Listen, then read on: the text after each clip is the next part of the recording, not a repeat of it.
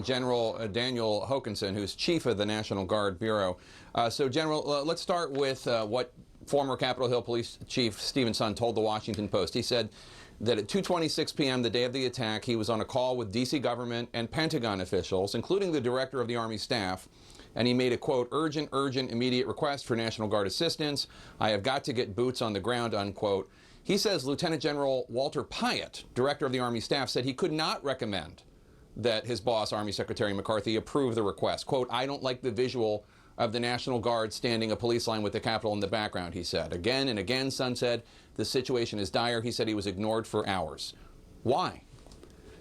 No, Jake, I don't know the answer to that. But what I do know is that when Secretary McCarthy did get the request, what they did is they took the National Guard forces from the D.C. National Guard that were on duty, and they brought them from their locations around the traffic control points and the metro stations, brought them back to the D.C. Armory to get them properly equipped so that they could support the law enforcement officials that actually went back into our nation's capital. And at that time, they did provide cordon security so those law enforcement teams could go back through the chambers and make sure the area was clear so our House and Senate could come back and conduct the nation's business. Just so people understand, D.C. has a National Guard unit. But because D.C. does not have statehood status, the mayor is not able to mobilize and needs to get the National Guard deployed, approved by the Pentagon. And for some reason, the Pentagon held back on approving that. Let me ask you a question. Was General Charles Flynn on that call, that 2:26 call? Jake, I couldn't answer that question. I was not on that call. But I'm not aware of any delays with respect to our response or the D.C. National Guard's response to the events of that day. No delays once the Army Secretary approved it, once Acting Secretary of Defense Miller approved it, you're saying. But in terms of delays, you acknowledge there were delays. It's just not your issue. It was the people that needed to give approval, right? Well, no, Jake, so when you look at what they were asked to do, they were prepared to do the mission that they were doing, the traffic control points. Right.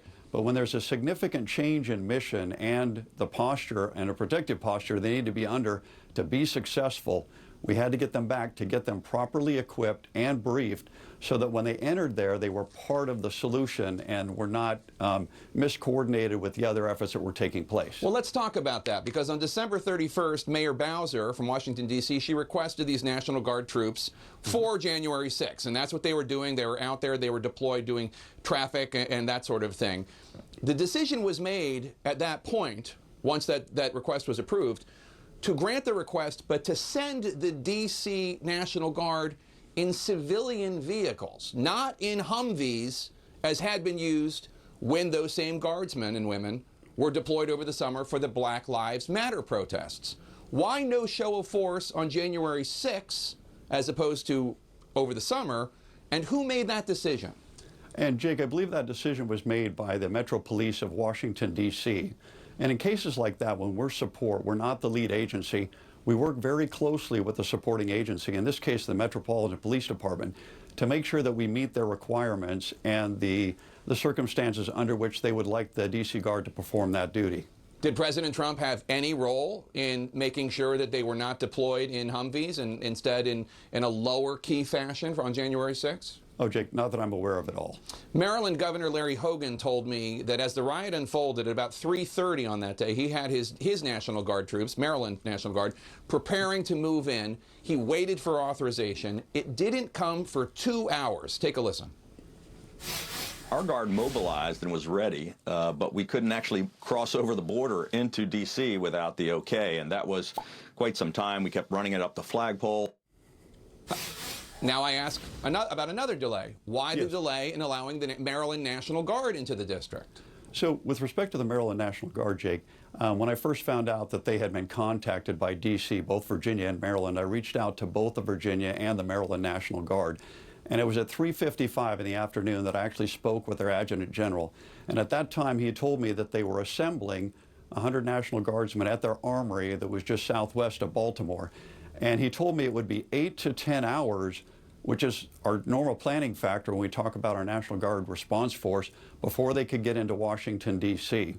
And so, you know, from 4 o'clock, 8 to 10 hours after that, and it actually wasn't until 11 p.m. that evening that that unit was fully assembled and ready to go. And then another thing to add in there, when they come into an environment like that, we need to make sure that we in-process them, make sure they're properly equipped, and also that we brief them so that they know exactly what they're going to be asked to do. So once again, that they could be part of the solution and not add any further chaos into the situation they're entering. I certainly respect that. But listen, men and women join the National Guard, as I don't need to tell you, because they're patriots. They want to help preserve order. They want to help keep the United States an orderly place with freedoms preserved, so as to make sure that there aren't violent insurrections, violent terrorist attacks on the U.S. Capitol. That's why people like you do what you do. Are you at all concerned that politics was at play from the Pentagon commanders who were delaying whether or not to let you deploy? Jake, I was not at all.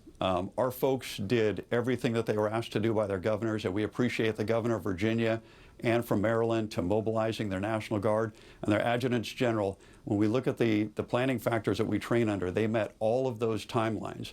But what it is we're not a force that's really literally standing by, unless in the case of DC, where they've already been asked to do that. Many of these folks left their jobs, their families, and assembled at their armories in the timelines that we normally expect for them. In fact, if you look at the unit was fully assembled by 11 p.m., it's normally 24 hours. So they did a great job getting their folks there together. Well, sir, I'm sorry to interrupt, but like on January 4th, the Pentagon's own timeline says that a rapid response force was approved on January 4th. So where were they? So, Jake, with respect to that rapid response force was to help out with the traffic control points and also for the folks at the metro stops. They were not designed for anything beyond that. So their intent is if they had an issue with a traffic control point, that reaction force would there go and help augment them. And so when you look at the mission change, when the Capitol Police requested that additional support, that quick reaction force also with the folks at the traffic control points and the metro stops all went back to the armory to get equipped and get briefed and moved out as quickly as they could. I'm getting a lot of answers from you, and I don't hold you or the National Guard responsible for this, but I have to say, this was a failure and people are dead, and I hope people at the Pentagon are looking into what happened, because something happened wrong. And while I don't have subpoena power, I hope that people in the Pentagon are looking into this, especially the Inspector General.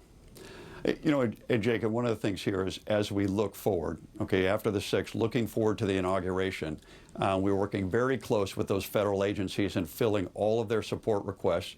And that evening, we actually were on the phone. I was on the phone with Pennsylvania, New York, New Jersey, and Delaware, and they gladly volunteered the 6,400 that we have on duty today, and we're building that up to 15,000 between now and the inauguration, to make sure that we meet every requirement from each of those federal agencies to make sure that they can conduct a peaceful transfer of power of inauguration on the 20th of January. General Dan Hokanson, I thank you for your service, sir. I thank you. Please pass on to the National Guardsmen and women our appreciation for their service. I hope that politics does not interfere in what happens in the coming days, because we need your help. Hey, thank you, Jake. Thanks for the opportunity. One Republican senator says the insurrection